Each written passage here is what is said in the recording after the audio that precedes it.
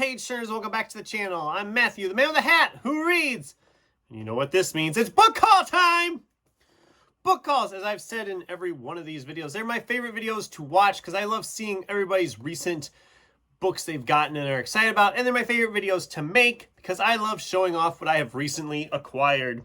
And this is the book haul for March and April 2025. Our book buying ban came to an end in April, and we bought 14 books.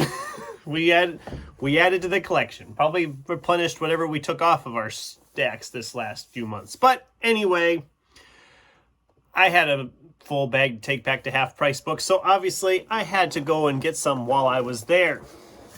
So I got 6 of them from there. So we'll start with those. I've been reading Simon R. Green's Nightside novels and kind of hit a wall because I wasn't finding any more of them. At least not in the stores. And I finally came across The Unnatural Inquirer.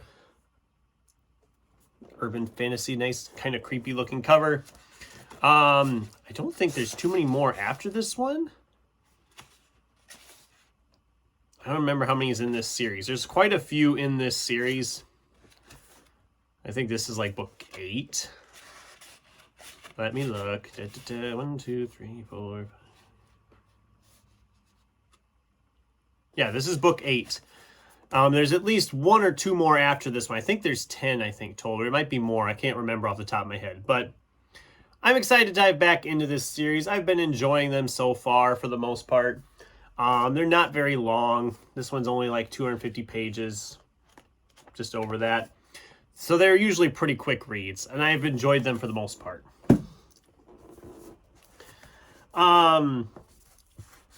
This book, I watched a video here, God, a year and a half ago from a channel called Hello Bookworm, I believe the name is the name of the channel. I'll mention her down below. But she was talking in one of her videos about a book called Hollow Kingdom by Kira Jane Buxton. And it sounds like it's an apocalypse, but our main character is a foul-mouthed crow and a faithful bloodhound. Must band together to save humanity in this high-hearted, boundlessly beautiful romp through the apocalypse and the world that comes after. The way she described it, it sounded fantastic. It sounded bizarre, which I love, as you know. And she also kind of was saying this is one of her like all-time favorites. And she wanted me to let her know what I thought of it when I got to it. Well, I have it now. I haven't gotten to it yet, but I am excited to tackle this one because just the praise I heard, and I see somebody on a channel really praising a book, it makes me very curious. And the fact that it sounded as bizarre as it did, and the fact that it literally says right here, it doesn't get any weirder, funnier, or better. I'm intrigued. I am very much intrigued and can't wait to pick it up. Don't know when I'll get to any of these. I should preface that. I don't know when I will pick any of these up. I'm still kind of prioritizing stuff that's been here longer. Who knows on these? Ultra 85 by Logic. Yes, the singer, the rapper, what do you want to call him? I read his previous novel, Supermarket, and really, really enjoyed it. It was a very fast read. It moved really quickly. So the fact that he wrote a sci-fi novel called Ultra 85 with its very bare cover, I'm intrigued. What can I say? Been wanting to read this one for a while. Oh, it does what a lot of books do. I hate when books do this. Blank pages at the end of the book. Why? Don't understand why. So yeah, I don't know when I'll read this one either. It's a sci-fi, so maybe sci-fi September. It'd be good to... If it goes like Supermarket, I'll fly through it really quick. It's just over 300 pages, looks like. Well, just under 300 pages. But yeah, I'm excited to tackle this one. I've been a big fan of Greg Hurwitz. As you know, I've talked a lot about his Nowhere Man, Orphan X, that's it. Orphan X series. I love this series, and I drew a complete blank. This is an earlier novel by him called The Crime Writer. It has a very interestingly written out cover. Again, not terribly long. This will probably be like a Mystery March next year type thing.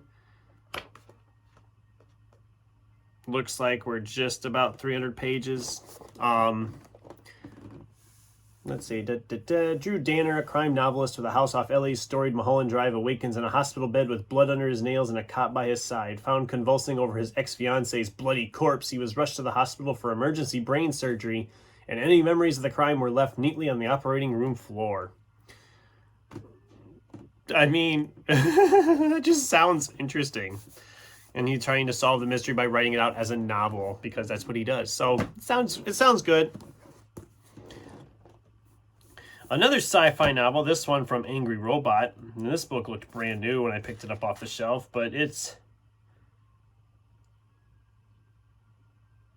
Ooh, that one sounds good. I'm getting distracted here. R.W.W. Green's 25 to Life.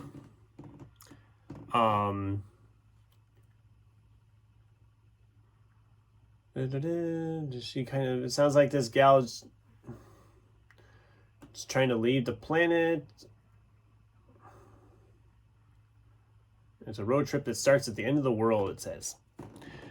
I thought it sounded good, and it's Angry Robot, which I always have enjoyed Angry Robot. I'm not a fan of this spine because you can barely read it. At least, especially on a shelf. If you looked at this on my shelf behind me, you wouldn't be able to read anything on it. It would look blank because of the bad choice. They should have outlined the white with black or something. Bad choice. But I am excited to tackle this one at some point as well. The last one from Half Price is one I've heard really good things about and actually want to pick up, and will also most likely be Mystery March next year. Benjamin Stevenson's Everyone in My Family Has Killed Someone. Great title. Sounds like more of a humorous mystery. Like I said, probably Mystery March next year, unless I get too tempted and pick it up earlier, because that could happen too with any of these. And while I was there, they have a thrift store I always go to called Stuff Etc. And I found this in a corner, and this one will not be like a read cover to cover. This will be more just like, oh, I'll read a little bit here, a little bit there. But this is, oh, someone left their address in here. You could have just taken the sticker out instead of just blacking out. But anyway, this is Iowa Curiosities. Quirky characters, roadside oddities, and other offbeat stuff. I live in Iowa. I've actually seen the giant strawberry. But yeah, it sounded like a fun one. Like I said, I live in Iowa, so this will be a very fun time, just kind of flipping through this, reading through this. Like I said, reading it, just sitting down and reading it for enjoyment is probably not going to happen. It'll be one of those I'm like, oh, I'll just flip and read a few pages here, read a few pages there. I'm excited to kind of take a peek into this a little bit. I mean, it's not one I'm going to read cover to cover in one sitting or anything like that, but I think it'll be a fun one. Just because some of these places I've been to, so that'll make it even more fun. Oh, do you have a picture? Yeah, you do! If you're in Iowa, you know. Or if you're in my part of Iowa, you know. And since I was there, like I said, there's a Barnes & Noble right nearby, so I picked up a couple there as well. We have Stephen Arian's The Warrior. This is the sequel to The Coward and the end of that series. It's a 2-book series, which is a rare thing for fantasy that is only 2 books, but I really enjoyed The Coward when I read it, so obviously I was going to pick up the sequel. I'm hoping to get to this one sooner rather than later. God, they always advertise such really good sounding ones in the back, so when I'm flipping through, I see that first. Just under 400 pages. I'm hoping to maybe tackle this one this summer just to finish off that series. And it'll be joining The Coward, of course, on my shelf behind me. Once I reorganize things, I have to do that. That's on my to-do list, is to change up the shelf a little behind me, you know. Don't want it to get stale or anything. And then they had a table of cozy fantasy that I was looking through, and I found this one. I have not read it, of course, but it sounded interesting. This is Kay Sinclair's House of Frank. A warm and hopeful story of a lonely witch consumed by grief who discovers a whimsical cast of characters in a magical arboretum. You know me, Legends and Lattes is a favorite of mine. Cozy fantasies kind of become a genre I'm really enjoying. So anything else in that, I'm going to try it out most likely. This one sounded really good. I love the logo for this publishing company, Easy Cat. I'm going to try to show it here. Look at that. Is it coming in clear? Probably not. There's like a kitty cat making an E. But it also looks like a ghost cat in like a weird little circle thing. I don't know. House of Frank. Don't know when I'll get to it. Hopefully sometime this year. I need a new fantasy, cozy fantasy in my life.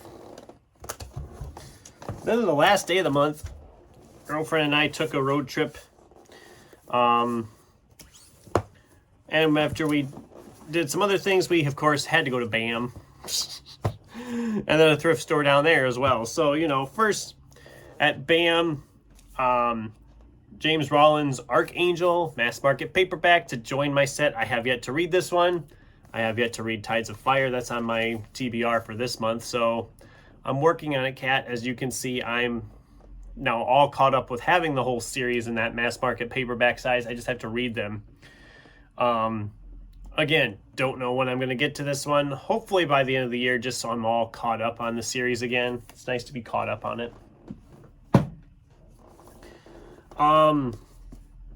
This is David Rosenfeld's The K-Team. This was like on their clearance shelf. It had dogs. Sounded like a group of dogs solving the mystery or something. I guess the guy has a canine partner and then some other people's dogs helping out. I guess, I don't know. It sounded interesting. It sounded entertaining. Nice little cozy mystery with dogs. Lots of dogs are all over the covers. You see, we got a bunch here. And then we have a bunch back here. Or maybe it's the same crew. It's the same crew. Never mind. Well, not quite the same crew, but you know what I mean. I don't know when I'll get to that one. That might be one that sits a while. Who knows? Then I found this book. I was going to get this one through Hamilton Book Company because I seen they had it now. But instead, I found this same copy for $2 more on their clearance course. This was like $8. It's Chuck Wendig's Black River Orchard. And yes, it is signed. At least I'm assuming that's a signature. I don't know what else that would be. But I thought, you know what? $2 more and I get a signed copy. I'm doing it. And I've wanted to read this one for a while. I've heard really good things. This is probably going to be in October of Horror since it's orchards and it's horror and it's fall and you know it's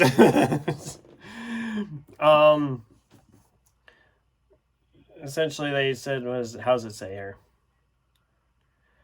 Strange apples, take a bite of these apples and you will desire only to devour another, and another you will become stronger, more vital, more yourself.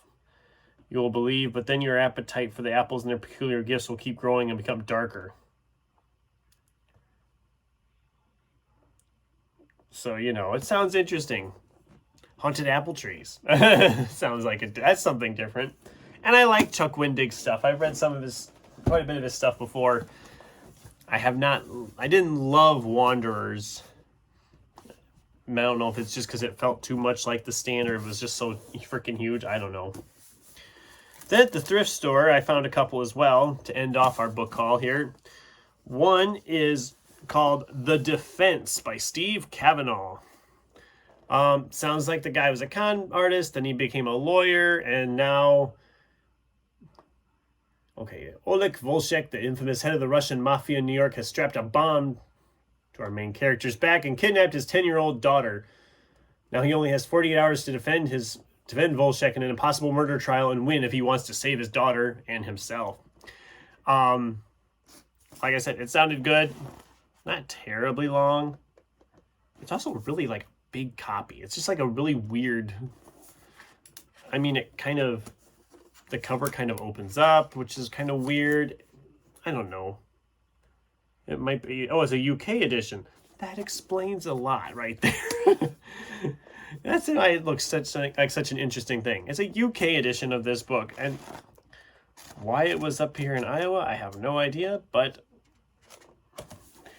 I am curious to read that one. It sounded good. And this is one I wasn't going to pick up, but it was $2. And because I can't turn down a $2 book.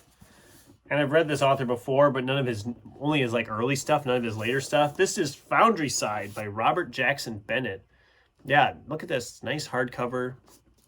Still in pretty good shape. Just a little bit of fraying on the bottom of this dust jacket. Can't talk again today.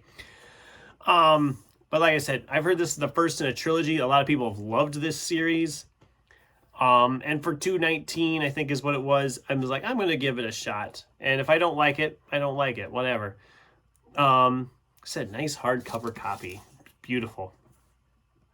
Don't know when I will get to it. Probably won't be for a while.